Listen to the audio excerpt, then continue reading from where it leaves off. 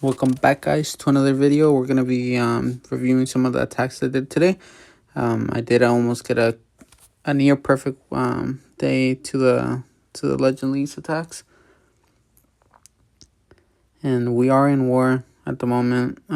We are facing a Champions League clan, so hopefully we do pretty good. My defenses have been holding up a little better than last time. I did fix my seasonal defense at the bottom. If you'll see it in a second. I did change it to the volcano. I mean the lava launcher.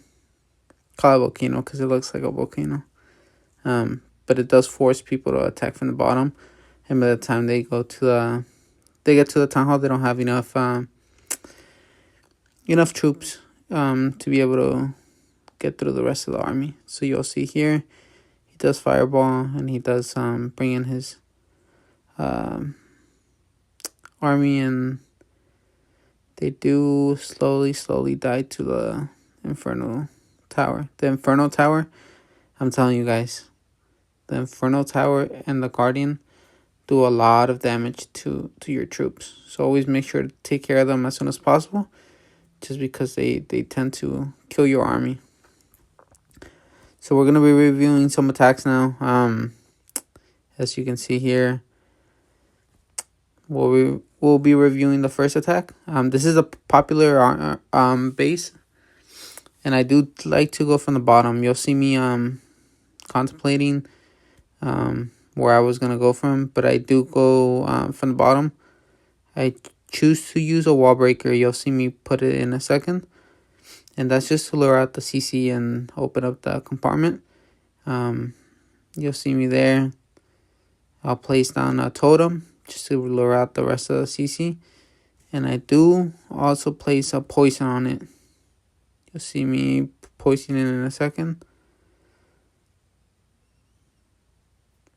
There you go, the poison's down. The rest of my troops, use totems as needed. Don't let your army get hit by a bunch of splash and then just die slowly and without any help. You'll see me use my heroes. Most of the army got taken. I did use the wall breaker. I mean the log launcher. I shouldn't have used that one. I didn't have any other one to use. But there's the siege barracks, which is a lot better. Just because look at this, guys. It doesn't even open the wall.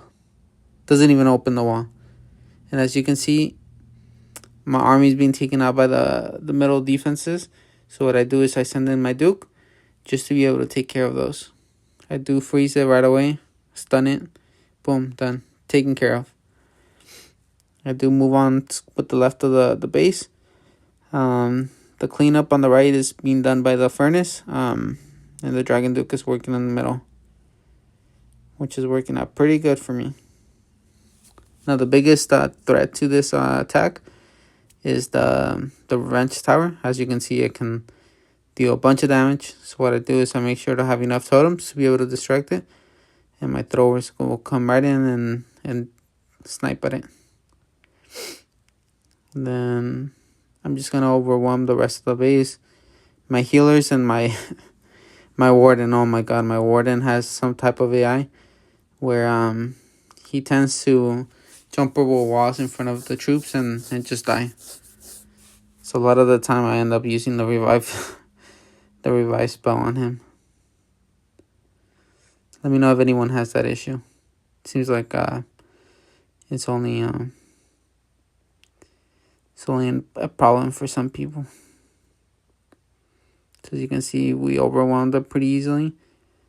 So that's the first attack in Legends. The second one, I did attack a different base. So this base right here. What I like to do is I like to funnel both sides. As you can see in the second, I'll use a furnace with the 2 heroes on each side.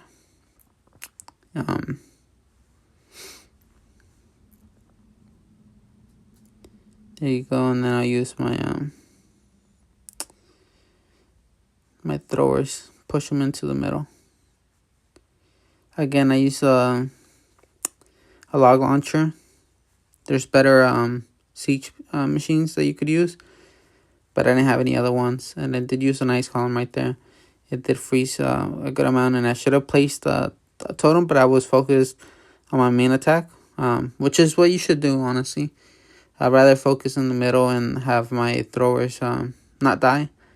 If they were to die, then the whole army would be pretty much done. So what I do here is I push my Dragon Duke into the Monolith. I do want to take it out as soon as possible and push my throwers into the middle. And then you'll see me doing something that I usually don't do ever. I do place a Rage spell on this Dragon Duke.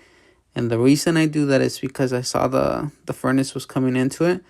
The furnace slows down your Dragon Duke significantly. So what I do is I try to push into it, get rid of it, and then try to get rid of the rest of the splash. I don't succeed in with taking out most of the splash because the king does distract my Dragon Duke. But you'll see me waiting a second before I revive the Dragon Duke. And as soon as I notice that the army is getting close to the Wizard Tower, I'll revive it in a second. There you go.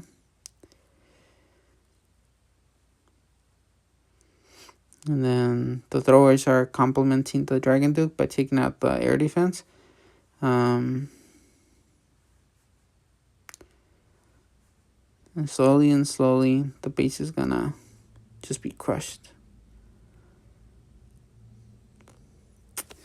So yeah, guys, if you guys have any questions about how to attack or how to funnel, a lot of people have the issue where the troops tend to go on the sides and then just ignore the center. You don't want that happening. You want to wait till you funnel and then use your army. Same with this one. If I didn't funnel, most of my army would go around and the defenses would just go after it. So I do attack from the top right. Same concept. Furnace right next to the heroes. And I do wait a little bit before I use the throwers. There you go. The throwers are in. And you'll see me use the warden in a second. In this account, I don't believe my equipment is fully maxed. Most of it is, but not all of it. And I did almost have a perfect war. I mean, perfect day. We did almost have a perfect war. So as you can see, I do distract the Revenge Tower. And I wait a little before deploying the Dragon Duke, and the reason why is because I wanted the Monolith to be taken out. As you can see, he'll take out the air defense, and then he will trigger the left Rage spell.